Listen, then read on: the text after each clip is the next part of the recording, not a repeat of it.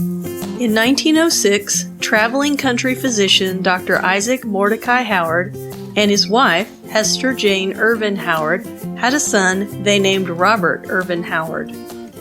Young Howard was devoted to reading and studying.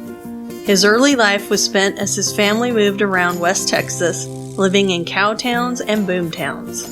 Howard's mother had a particularly strong influence on her son's intellectual growth. She instilled in her son a deep love of poetry and literature, recited verse daily, and supported him unceasingly in his efforts to write. While Howard loved reading and learning, he wasn't fond of school and authority figures. As the son of a local doctor, he was exposed to injuries suffered by accident or violence. He heard firsthand stories of gunfights, feuds, Indian raids, and hard living. At that time, boxing was the most popular sport in the country, and Robert embraced it. Authors who influenced Robert included Rudyard Kipling, Jack London, and Thomas Bulfinch. He had an amazing ability to memorize lengthy poems after only 1 or 2 readings. At the age of 9, with the encouragement of his teachers, Robert began writing stories, and unsurprisingly, many of the stories were about battles, violence, and bloodshed. When Robert was 13, his family moved to Cross Plains, Texas, where Robert would live for the rest of his life. Howard's father bought a house and set up practice there.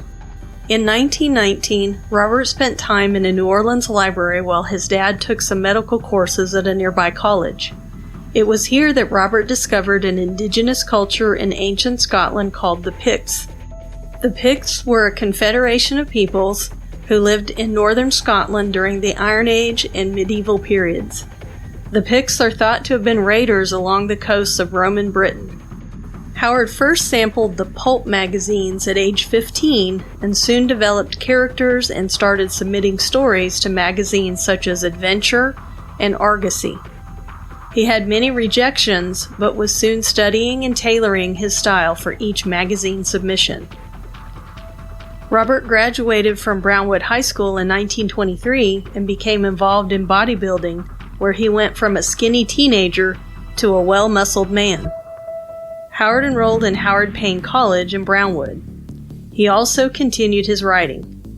In 1924, after many rejection slips and near acceptances, Howard sold his first story, a caveman tale with the title of Spear and Fang, published in Weird Tales.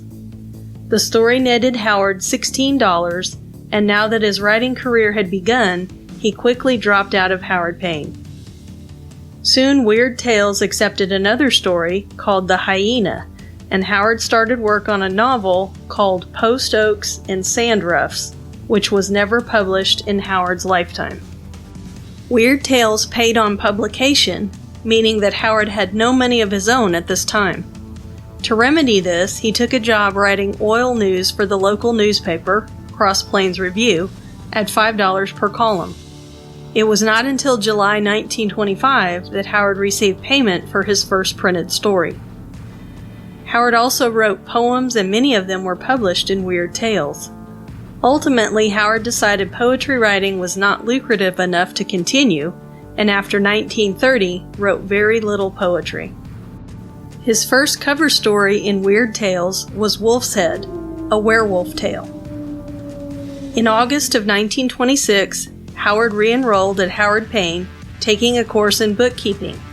He also began writing one of the most important stories of his career, called The Shadow Kingdom. After a rewrite in 1927, Howard submitted this tale to Weird Tales. The Shadow Kingdom was a mixture of fantasy, horror, and mythology, with romance, action, and swordplay. The style would become known as sword and sorcery. It featured Cole, a barbarian, and earned Howard $100, which was the most he had made to date with his writing, and so naturally, several other Cole stories followed. All but 2 were rejected, and Howard chose not to continue writing the series.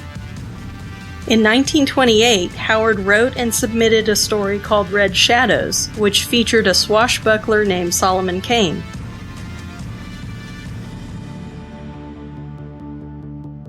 Solomon was a big hit with readers and was Howard's first character to sustain a series. 7 Solomon Kane stories were printed from 1928 to 1932. Howard wrote and published several boxing-themed stories and succeeded with the series on boxing in a magazine called Fight Story. The series featured a rough-and-tumble character named Sailor Steve Costigan. The series became so popular that some episodes showed up in a sister publication called Action Stories. In 1930, Howard became friends with H.P. Lovecraft, who gave Robert the nickname Two Gun Bob because of Robert's relating stories about the Southwest. Correspondence between Robert and Lovecraft frequently discussed barbarism versus civilization. Howard postulated that civilization was inherently corrupt and fragile, and barbarism is the natural state of mankind. Lovecraft held the opposite view.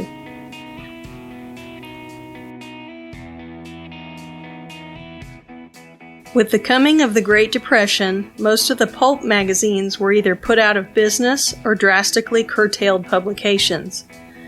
Weird Tales became a bi-monthly publication. Howard was further hit when he lost his savings in a bank collapse. In the early 1930s, Howard began traveling around Texas. He said the main occupation of these trips was the wholesale consumption of tortillas, enchiladas, and cheap Spanish wine. It was on one of these trips that Robert conjured the fantasy land of Samaria, home to fearsome barbarians in the character of Conan.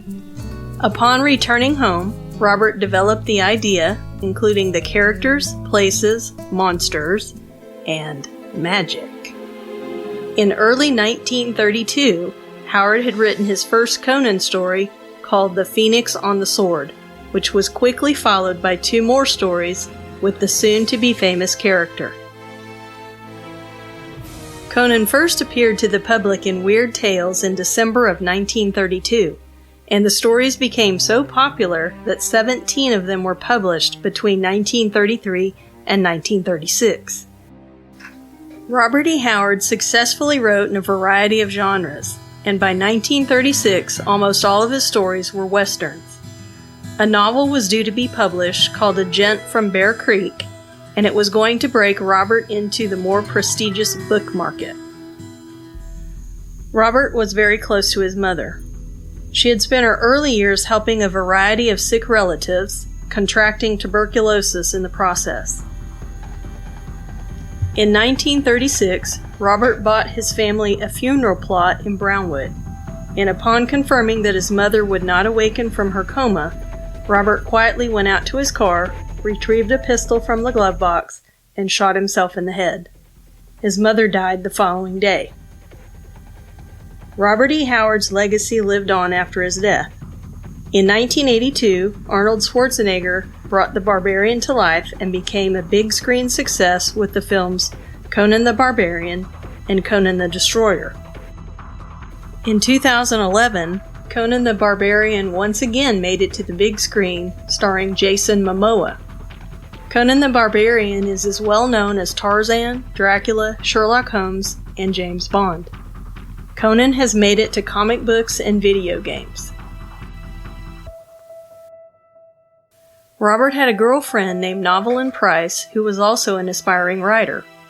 In an effort to improve her writing skills, she began keeping a journal of her conversations with Robert. Later, she wrote a book about Robert called One Who Walked Alone. In 1996, the book became a film called The Whole Wide World, starring Vincent D'Onofrios and Renee Zellweger. Each June, Cross Plains hosts the Barbarian Festival, where, among other things, you can tour the house that Robert grew up in and where he wrote his stories.